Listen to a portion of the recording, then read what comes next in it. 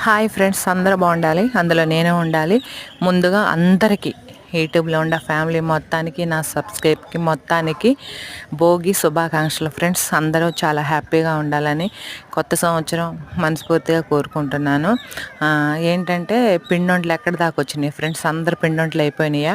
కానీ నేను ఒకటే చెప్పాలనుకుంటున్నాను ఫ్రెండ్స్, ఏంటంటే పిండొంట్లు చేసేటప్పుడు కొద్దిగా జాగ్రత్తలు తీసుకొని చేయండి అనమాట. ఏమేం చేశారనేది కామెంట్ బాక్స్లో చెప్పండి ఫ్రెండ్స్. నేనైతే చక్రాలు బూరెలు చేశాను. ఉదయాన్నే లేచి 4:30కి లేచి భోగి మంట వేస్తున్నాము. అందరూ చాలా హ్యాపీగా ఉండాలని మనస్ఫూర్తిగా కోరుకుంటున్నాను ఫ్రెండ్స్. ఓకేనా?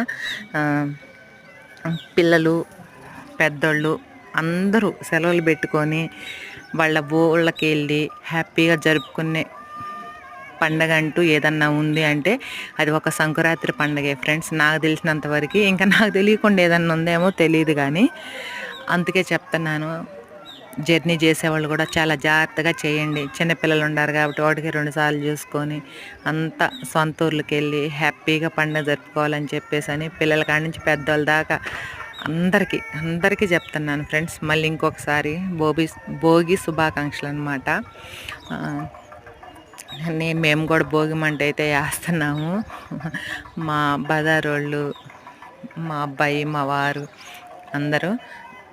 ఇంకేంటి ఫ్రెండ్స్ విశేషాలు? నేను వీడియో తీయటానికి కుదరట్లేదు ఫ్రెండ్స్. ఎందుకు కుదరట్లేదంటే అదే కొద్దిగా చేసుకుంటున్నాను కదా, వీడియో తీసేవాళ్ళు ఎవరు లేరు.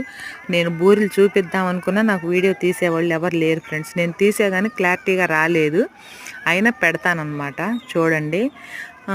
ఇంకొంతమంది అంటే నేను ఎన్నిసార్లు చెప్పినా మళ్ళీ అడుగుతూనే ఉంటారు, ఏంటక్క మీ ఊరు ఎక్కడ చెప్పవని. నేను చాలా సార్లు చెప్పాను ఫ్రెండ్స్, మా ఊరు ప్రకాశం అని చెప్పేసాను. కాకపోతే ఇప్పుడు బాపట్లకి వెళ్దా మార్చారనమాట. కానీ నాకేంటంటే ఎవరిని అడిగితే నేను టక్కుమని ప్రకాశం అనే చెప్తాను, ఎందుకంటే అట్లా అలవాటు అయిపోయింది. నేను పుట్టి పెరిగిన కాడి నుంచి ప్రకాశం అని చెప్పేసి అలవాటు అయిపోయింది. ఇప్పుడేం కొత్తగా బాపట్ల అని చెప్పాలంటే కొత్తగా ఉందన్నమాట. అందుకని నేనైతే ప్రకాశం అని చెప్తాను, ఎందుకంటే ఒంగోలుకి మాకు ఒక 30 కిలోమీటర్లు తేడా అంతే. ఇటు మాకు అద్దెంకి వచ్చేసి ఒక 10 కిలోమీటర్లు అంతే, అంతకు మించి ఏం లేదు. అందుకని నాకేంటంటే ఫస్ట్ కాడి నుంచి కూడా అలా చెప్పటం అలవాటు అనమాట.